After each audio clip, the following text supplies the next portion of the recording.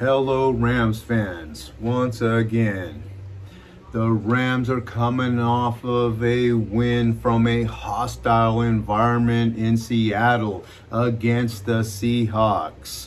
What a game that was. It was getting physical and down to the wire until we broke it open. Matthew Stafford just started dropping dimes. It was awesome. It was a good game. Not to mention the defensive line and Aaron Donald applying the pressure to Russell Wilson, and Wilson jamming his finger, and now he's out for I don't know, I think I heard 3 weeks. Woo! So they had a good backup quarterback that came in and tried to get busy, but no, wasn't happening. Rams secondary right there to intercept it, and we came away with the win. Anyways, I came across an article from the Rams Wire titled, Matthew Stafford has lived up to the hype. Above and beyond, I would say. There was a lot of pressure on him, and everybody was saying, he has to do good because of the big trade, and all the media was really wondering what was going to happen, what was he going to do, how was he going to perform.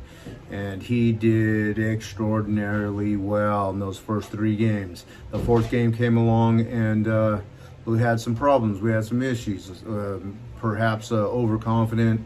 The first 3 games came really easy because, the way we went into those games, well prepared and trying to live up to the pressure and the expectations of all the media and fans.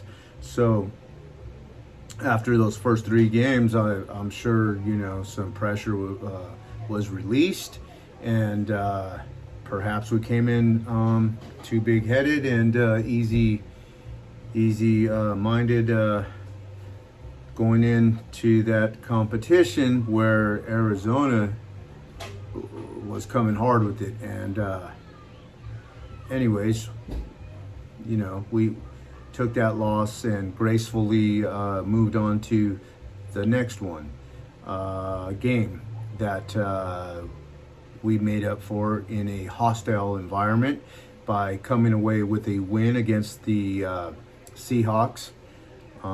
It's tremendously loud there too, as well as SoFi Stadium, but man, I could just hear those fans cheering so loud on TV.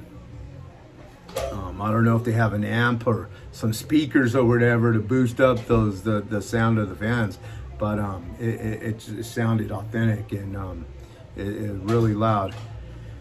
And I'm sure that just makes it that much tougher to go come away with the win. But we did. Good job by Stafford. Coming out in the second half. It was a slow start, but we got warmed up. Matthew Stafford got warmed up and started hitting his targets. So let's get into the article that I came across. I pulled out some highlights that I wanted to share with you guys. Says that Matthew Stafford has lived up to the hype. It's pretty safe to say the Rams trade for Matthew Stafford has worked out. He's been one of the better quarterbacks in the league through 5 games, tossing 12 touchdown passes and 3 interceptions with an NFL best 8.81 net yards per pass attempt. Wait a minute, NFL best? That means has the best stat? That's awesome. Per pass attempt. He's currently averaging career highs in his 13 year. He's in his 13th year, so in his entire career, he's currently averaging career high in completion percentage with 68, yards per attempt with 9.2, yards per game with 317.4, and passer rating of 113.2, standing out for his new team. Career high. He's doing the best he's ever done in his entire career. Woo! Going on with the article, Matthew Stafford wasn't necessarily at his best against the Seahawks last week. Well, he had some bad toss, but he also had some good toss right in the hands of receivers where they dropped it or they were well covered. Like when Deshaun Jackson was going long, one of the cornerbacks, had his arm up in there, but Deshaun had a hand on it too. Possibly should have, maybe possibly caught it. I don't know. He was well covered, but then the other one hit Woods, and it could have been a touchdown. But then Woods dropped it. He claimed it was his fault too. So, anyways, some missed opportunities. Going on with the article, he threw a season high of 365 yards, and this was in Seattle, and an average of 9.86 yards per attempt in the 26-17 win. But he also missed a few throws he would normally make. What matters is that he was sharp down the stretch, making big plays when the Rams needed him to.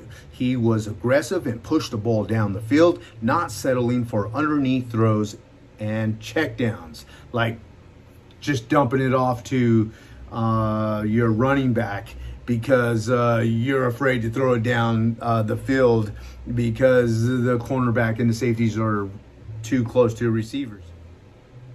Moving on to another article that I came across that I wanted to bring to you guys live.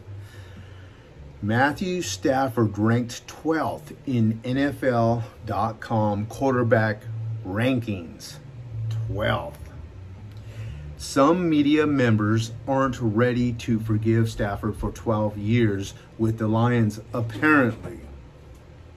So far this season, Matthew Stafford is a two-time NFC Offensive Player of the Week, ranks third in passing yards, second in yards per attempt, third in passer rating,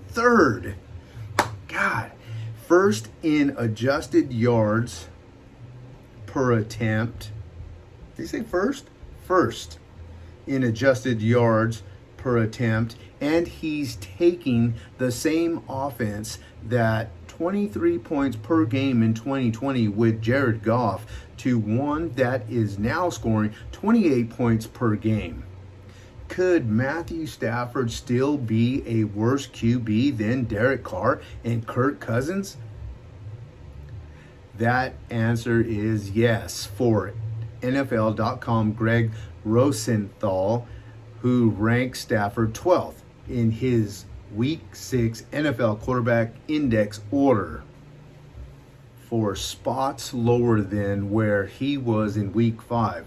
Why? The answer might lie in statistics that are proven on the field, but instead ones that happen in the minds of PFF graders.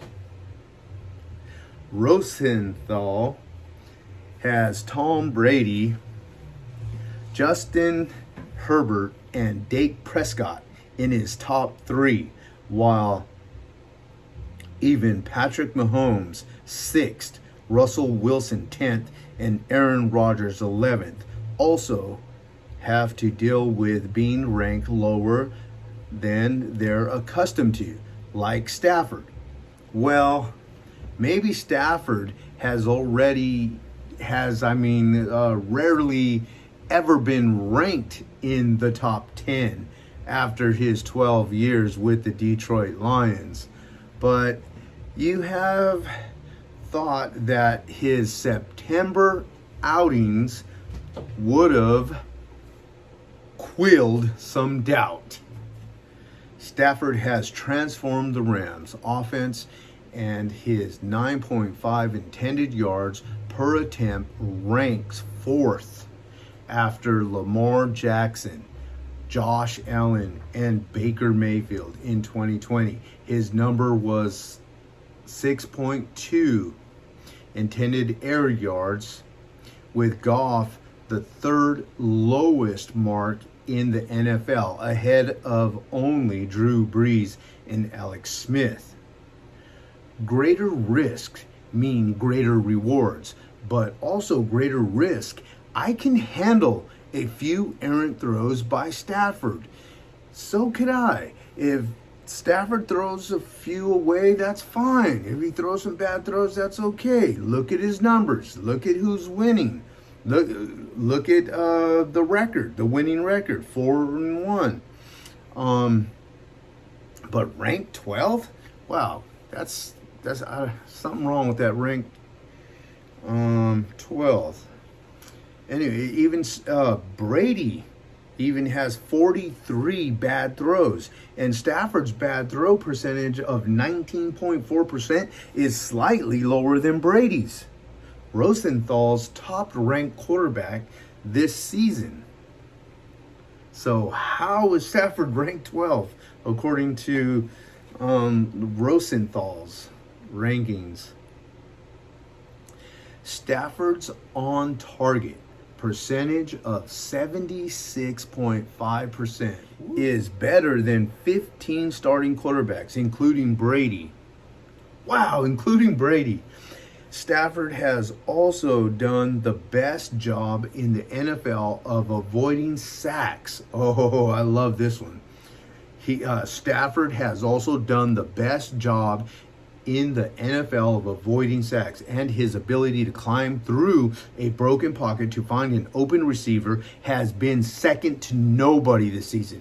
If you look back at Stafford's highlights when he was on the Detroit Lions, he threw a lot of times at his best when he was on a scramble, when he was on the move.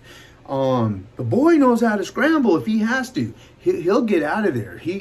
And then that innate ability to throw sidearm. Oh, it just naturally comes out when he's on the move, and when he needs to throw that certain angle, that certain way, he does it. Man, he's a good quarterback. These next games coming up are going to be real fun watching them, especially if you're a Rams fan, because it's just the numbers are just going to go up. His stats are going to be excellent. This is what I'm predicting and projecting, that Stafford's numbers are just going to be extraordinary. Good luck, Stafford. Good luck, Rams. Let's go.